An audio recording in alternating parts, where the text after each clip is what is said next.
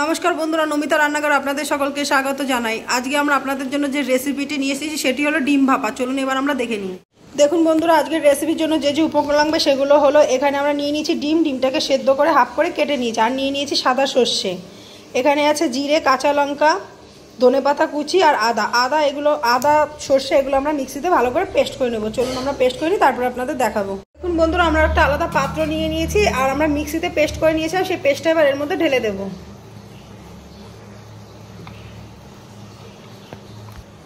এবার আমরা দিয়ে দেবো সামান্য পরিমাণে লবণ,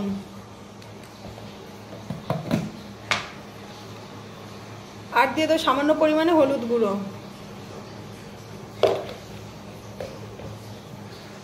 এবার আমরা দিয়ে দেবো সর্ষের তেল,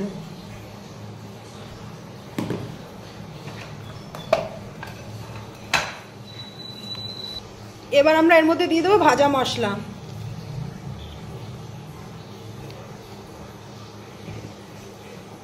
এবার আমরা ভালো করে মেখে নেব মশলাটাকে।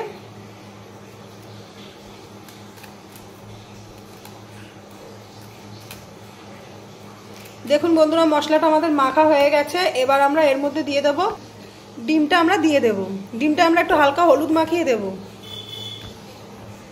দেখুন বন্ধুরা, আমরা ডিমগুলো দিয়ে দিলাম এর মধ্যে। এবার মশলাটা ভালো করে মাখিয়ে দিচ্ছি।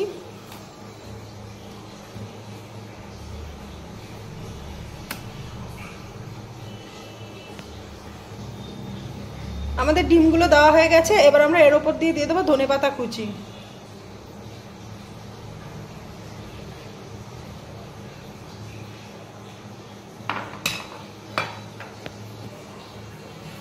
এবার আমরা এর মধ্যে আর একটু কাঁচা সর্ষের তেল দিয়ে দেব।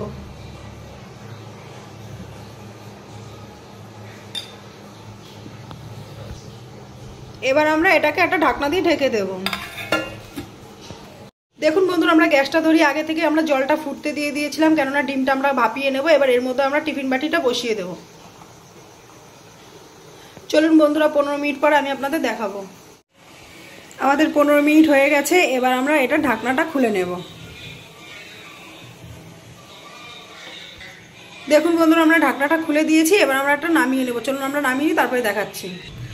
দেখুন বন্ধুরা, আজকের রেসিপিটা আমাদের রেডি হয়ে গেছে। যদি আপনাদের ভালো লেগে থাকে লাইক কমেন্ট শেয়ার করে দেবেন, এবং এরকম নতুন নতুন আরও ভিডিও পাওয়ার জন্য আমাদের চ্যানেলটিকে সাবস্ক্রাইব করে দেবেন। চলুন আজকের ভিডিওটি এখানে শেষ করা যাক।